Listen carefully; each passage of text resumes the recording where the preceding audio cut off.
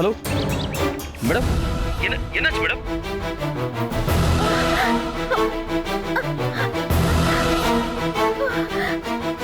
Hello hello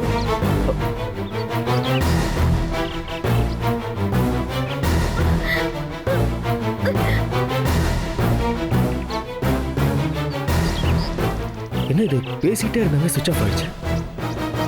என்னமோ கொலைன்னு சொன்னாங்க. என்ன மேடம், நீங்க அவ்வளவு சாமர்த்தியசாலியா?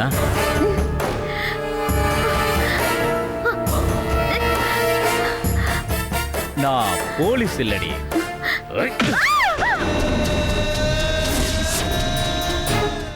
டாக்டரோட பேத்தியை யாரோ கடத்திட்டாங்கன்னதும் போய் காப்பாத்துங்கன்னு சொல்லி மகாதேவி மேடம் அனுப்பின அடியாள் தான் ஜமால்.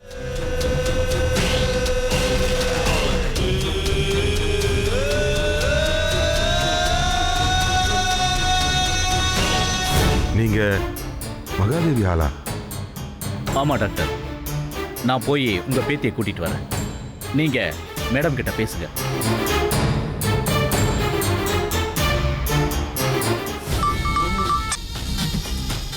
எஸ் ஜமால், என்ன உன் போன் ரிங் ஆயிட்டே இருக்குதா? நீ எடுக்கவே இல்லையாமே? ராஜேஷ் சொன்னா. போன் சைலண்ட்ல இருந்தது, அது ஒண்ணு. கீழே பேண்ட் பாக்கெட்ல இருந்தது, அது 2. எடுக்கிறதுக்கு முடியாது, அது 3. போனை எடுக்க முடியாத அளவுக்கு என்ன சிச்சுவேஷன்? கை கால் எல்லாம் கட்டி போட்டிருந்தாங்க. யாரு?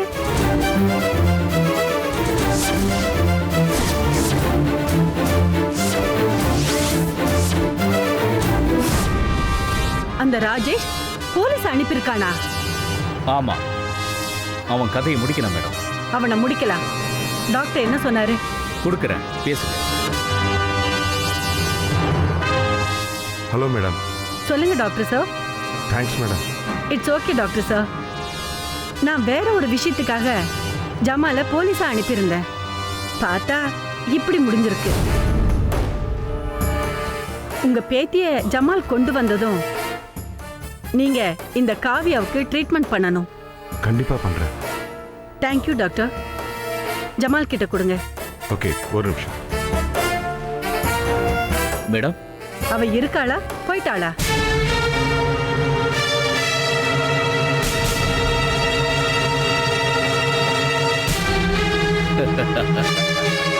போயிட்டா மேடம்.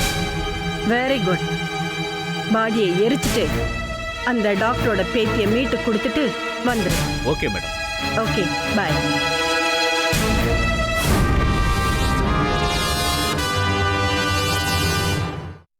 அப்படின்னா நாளைக்கு அவங்க கிட்ட செல் ட்ரீட்மெண்ட் விஷயத்துக்கு போக வேண்டாம்னு சொல்றியா?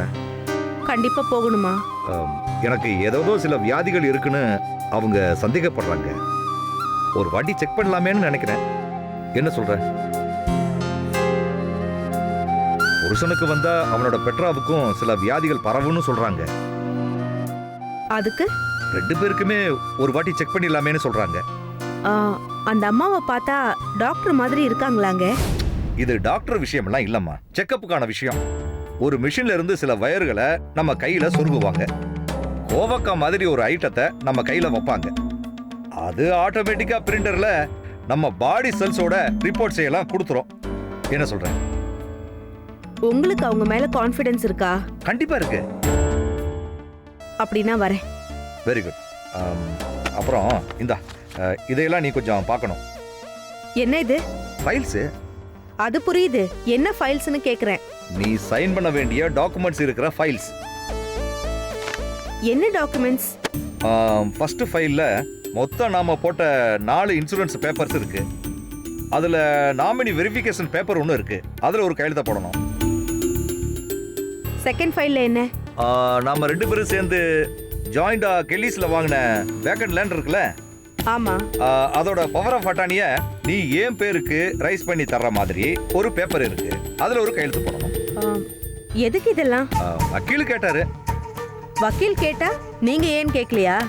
இல்ல. சரி, போடுறேன்.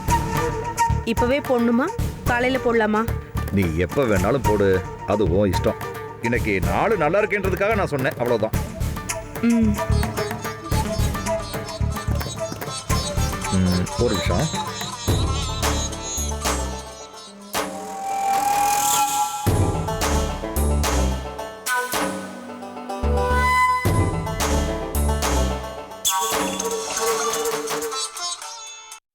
ஹலோ. ஹலோ வெங்கட் சார், சொல்லுங்க மேடம். நீங்க எனக்கு இப்ப பண்ணிருக்கிற உதவிக்கு கைமாறா நான் என்ன செய்யணும்? உங்களுக்கு என்ன தோடுதுன்னு ஒரு வாட்டி சொல்லுங்களேன், நான் அதையே செய்யறேன். எனக்கு தோடுறதெல்லாம் அப்புறம் 46 லட்சம் கடன்ல இருக்கேன். முதல்ல அது தீரணும். நான் தீத்துறேன், போதுமா? தேங்க்யூ. அப்புறம் அவளை கூட்டிட்டு வந்த பிறகு அவளுக்கு எப்படி ட்ரீட்மெண்ட் பண்ண போறீங்க? ஏன் 4 வருஷம் குடும்பம் நடத்திருக்கேன் இல்லையா, கேட்டு தெரிஞ்சுக்கணும்னு தோணுச்சு, அதான் கேட்டேன். மேக்சிமம் அவங்க உயிருக்கு ஆபத்து வராம எங்களுக்கு தேவையான உயில் விஷயத்த கலெக்ட் பண்ண முடியுதான்னு கண்டிப்பா நான் ட்ரை பண்றேன் சார். Thank you madam. அப்படி ஒன்று பண்ணி பார்த்துருவோம். ஒருவேளை சக்சஸ் ஆகலைன்னா அவளோட உயிர் போற கட்டாயம் வந்துடுச்சுன்னு வைங்க, நீங்க கட்டாயம் உடனே இன்ஃபார்ம் பண்ணணும் ப்ளீஸ். ஐயோ, ஏன் இவ்ளோ ஃபீல் பண்றீங்க?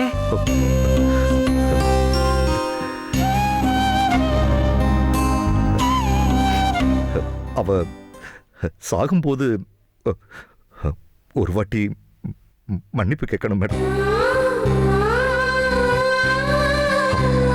அதுக்கு தான்.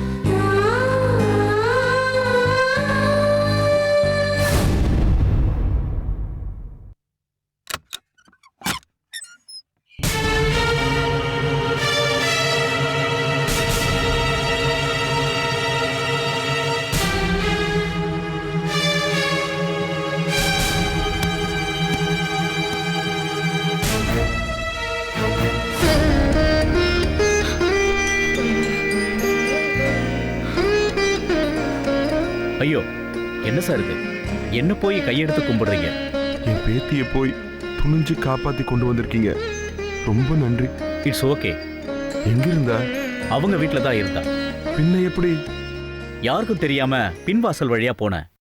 பெட்ரூம்ல குழந்தை டிவி பார்த்துக்கிட்டு இருந்தா. மயக்க மருந்து கர்ச்சிப்பால முகத்தை மூடி தூக்கிட்டு வந்துட்டேன்.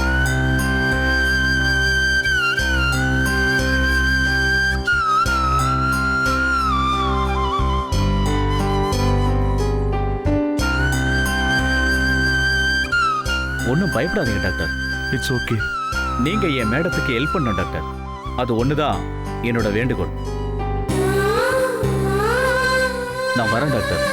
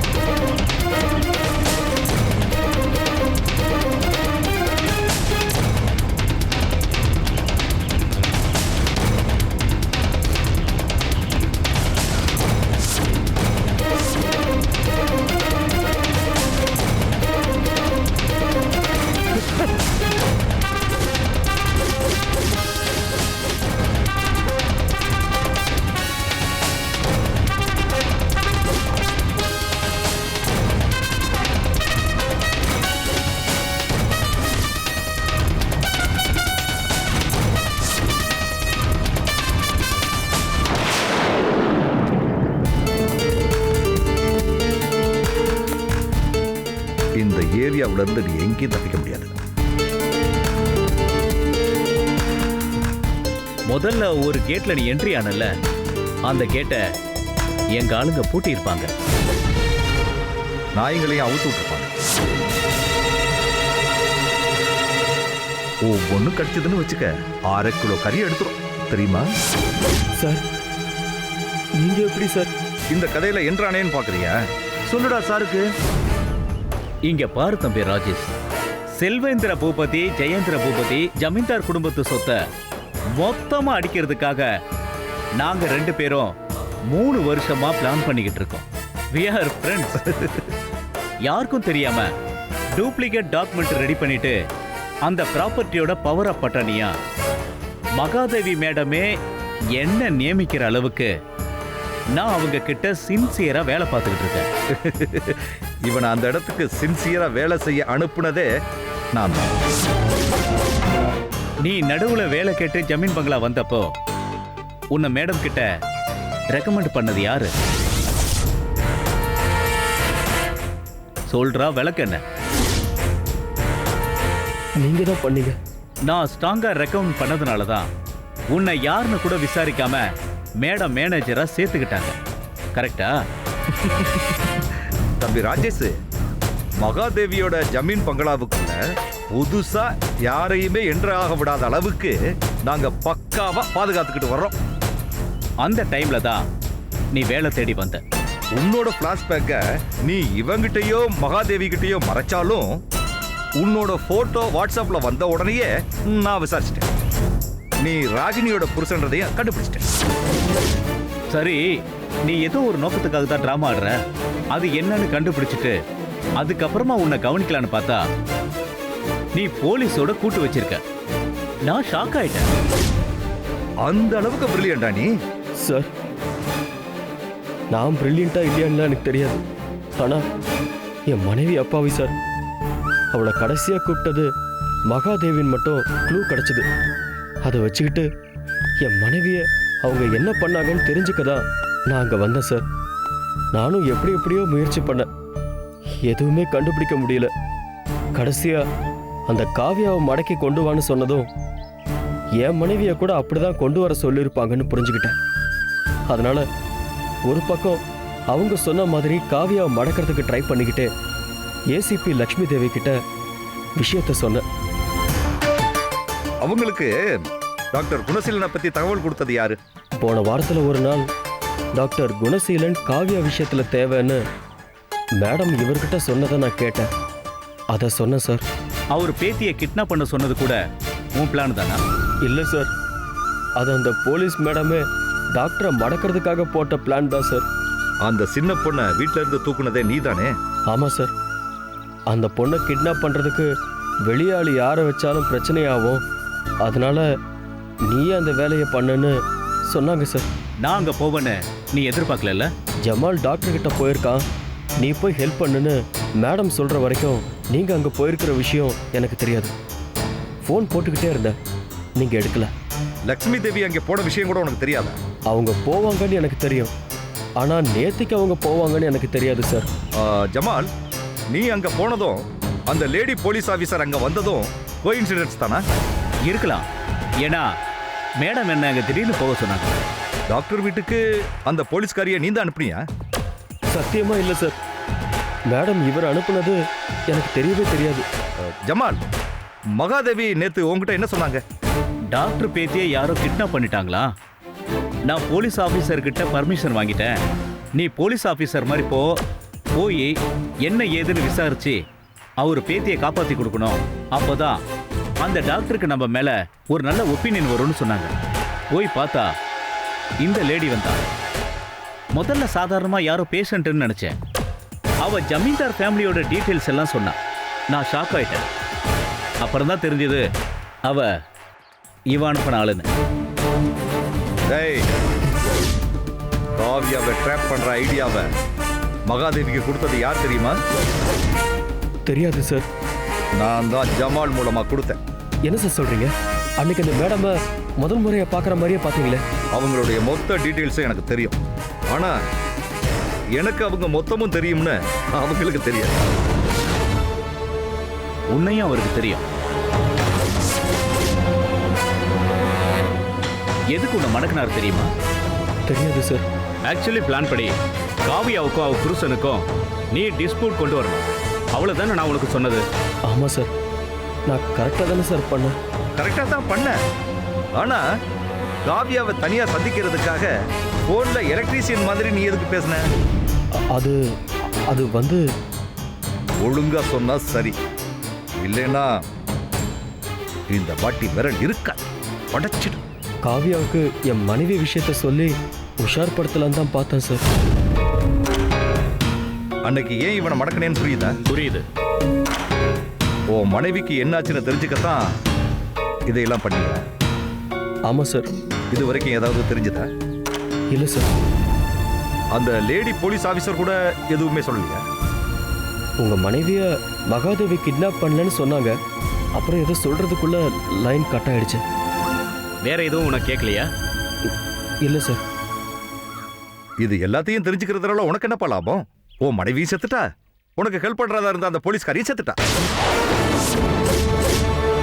அவங்க எப்படி சார் செத்தாங்க?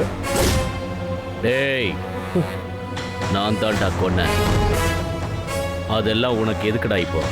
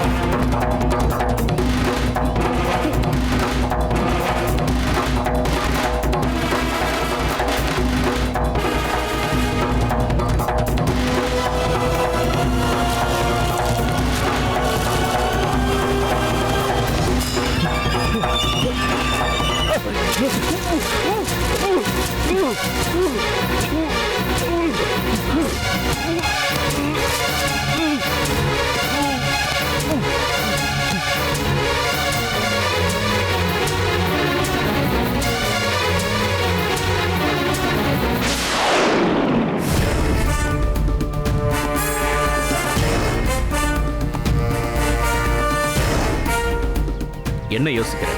நம்ம மகாதேவியை ட்ராப் பண்ணிட்டு இருக்கிற விஷயம் தெரிஞ்சவங்க வெளியில இன்னும் யாராவது இருக்காங்களா? யாரும் இல்ல, எல்லாம் ஓவர். இந்த பூர்வ ஜென்ம நினைவுகள் விஷயத்த நாடி ஜோசியரா வந்து நம்ம ஆளுங்க சொன்னது பொய்ன்னு மகாதேவிக்கு ஏதாவது டவுட் வந்திருக்கா? இல்ல, 100% உண்மைன்னு நம்புறாங்க.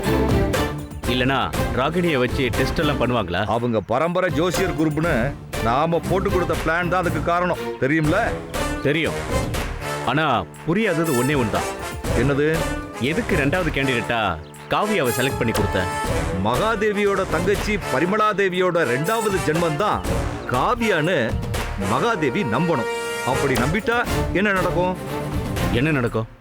மகாதேவி ஜமீன் பங்களாவுக்குள்ள காவியாவை கொண்டு போவா. ஓஹோ. அதுக்கப்புறம் ஒரு பிரஸ் மீட் நடக்கும். அதுல மகாதேவி காவியாவை பரிமளா தேவின்னு உலகத்துக்கு அறிவிக்கிற வேலை நடக்கும். அப்புறம் என்ன ஆகும்? என்ன ஆகும்? பரிமளா தேவி செல்வேந்திர பூபதியோட வாரிசுன்னு தெரிஞ்சவங்க காவியாவை என்னன்னு சொல்லுவாங்க? வாரிசுன்னு தான் சொல்லுவாங்க. அந்த வாரிசுக்கு புருஷன் யாரு? நீதான். அப்போ நானும் வாரிசு தானே? ஆமா. அப்போ மகாதேவிக்கு அப்புறம் சொத்து பூரா உங்களுது தான். எப்படி பிளான்? சூப்பர், கலக்கிட்டீங்க. எனக்கு இந்த பிளான்ல ஒரே ஒரு வருத்தம் தான். என்னது? என் பொண்டாட்டினா எனக்கு உயிர். அவளை வச்சுதான் இந்த பிளான் சக்சஸ் ஆகும்னு அவளை இன்க்ளூட் பண்ணி இந்த கேம் ஆடுறேன். ஒருவேளை ராகினி மாதிரி இந்த ட்ரீட்மெண்ட் அவ இறந்துட்டா என்ன பண்றது?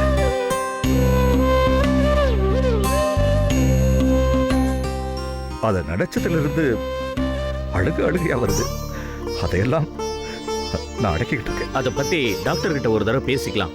Don't worry. நாம டாக்டர் கிட்ட பேச வேண்டிய விஷயம் இன்னொன்னு இருக்கு. என்னது? இவன் பாடியை டிஸ்போஸ் பண்ணிட்டு வா, பேசுவோம். ஓகே.